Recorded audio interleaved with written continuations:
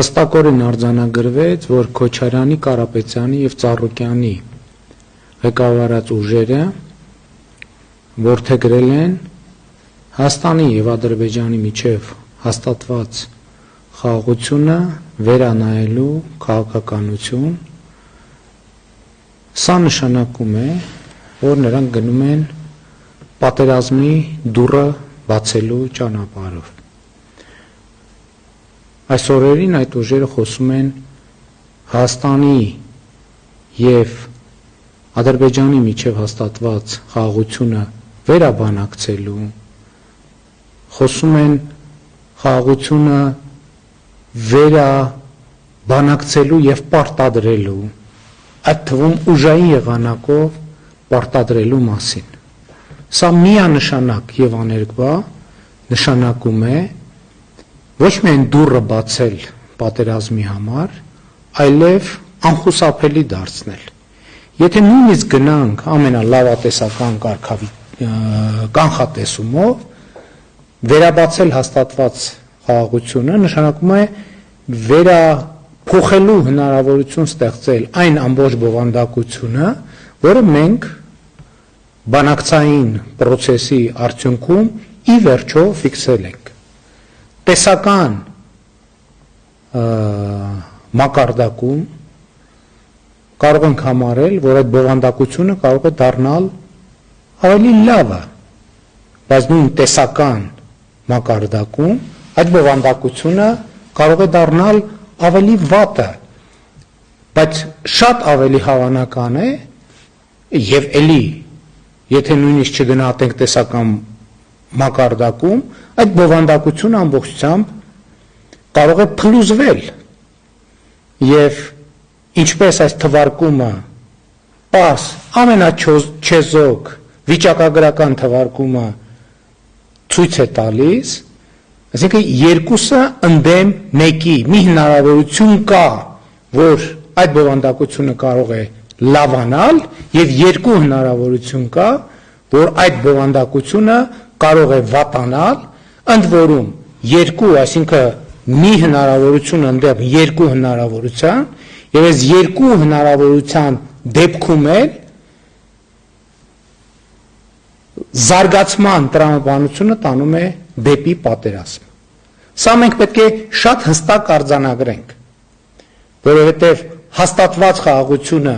մի կողմ դնել, այդ նշանակում է բացել պատերազմի դաշտը առավել ևս այն խոսույթով, որ Քոչարյանի, Կարապետյանի և Ծառուկյանի ղեկավարած քաղաքական ուժերը այսօր գրեթե ամենօրյա ռեժիմով բարձրաձայնում են և որդեգրում են և հանդես են գալիս այդ դիրքերից։ Սա է պատճառը, որ մենք ասում ենք, որ այս խաչմերուկը պատմական խաչմերուկ է։ Հայաստանի և Ադրբեջանի միջև հաստատված է խաղաղություն, մենք հաստատել ենք այդ խաղաղությունը, ինչը նշանակում է ամուր փակել ենք պատերազմի դուռը։ Հիմա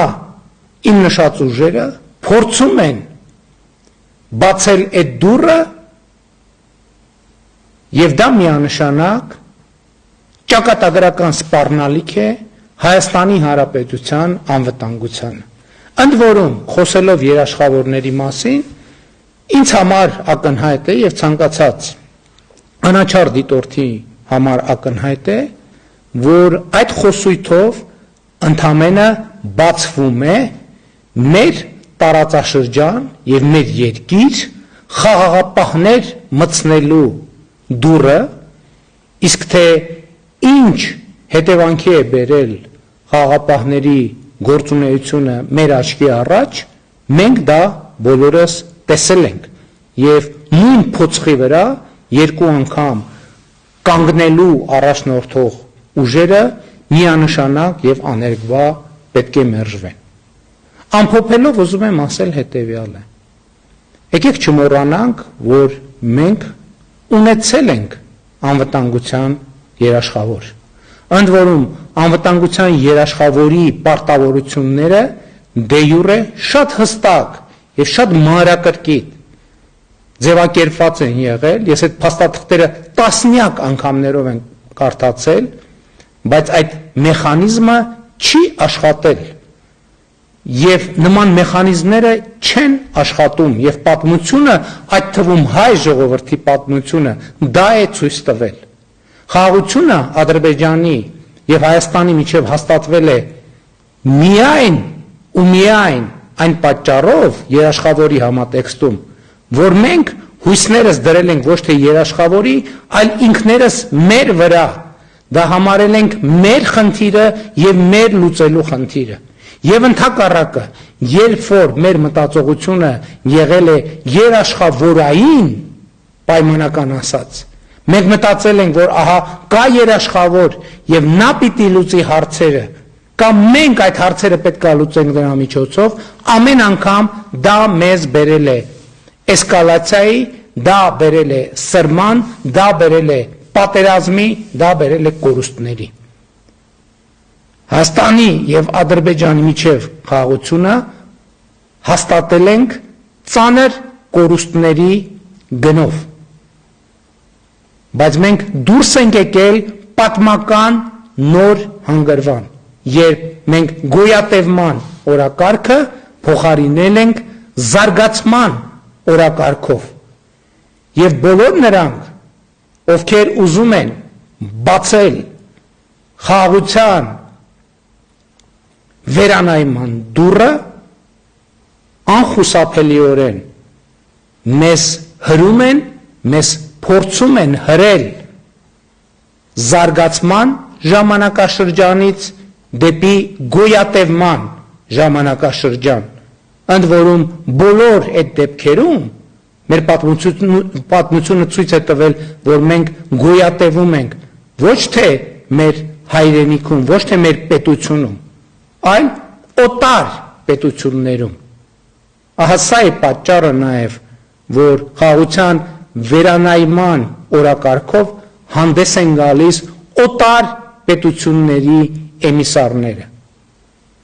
Եվ ես որևէ կասկած չունեմ, պարզապես որևէ կասկած չունեմ, որ 2026 թվականի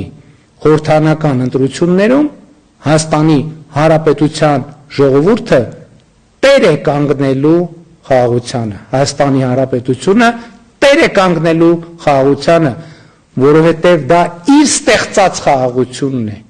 իր զրկանքների, իր տառապանքների, իր կորուստների, իր մտածումների, իր վերանայումների գնով ձեռք բերված խաղաղությունն է։ Սա քո խաղաղությունն է, Հայաստանի Հանրապետության հարգարժան, սիրելի, հարգելի քաղաքացի, եւ դու պետք է տեր կանգնես քո խաղաղությանը, քո պետությանը, քո անկախությանը, քո ինքնիշխանությանը, փառք նահատակներին եւ կեցցե Հայաստանի Հանրապետությունը։ Սիրում եմ բոլորիդ, հպարտանում եմ բոլորովդ եւ խոնարհվում եմ բոլորիդ առաջ։ Խոնարհվում եմ մեր բոլոր նահատակների ընտանիքների առաջ եւ ծնկի եմ գալիս մեր բոլոր նահատակների առաջ։ Հայաստանի Հանրապետությունը ուժեղ, զարգացած, խաղաղ, անվտանգ, ամենամեծ հարգանքի տուրքն է մեր բոլոր նահատակներին։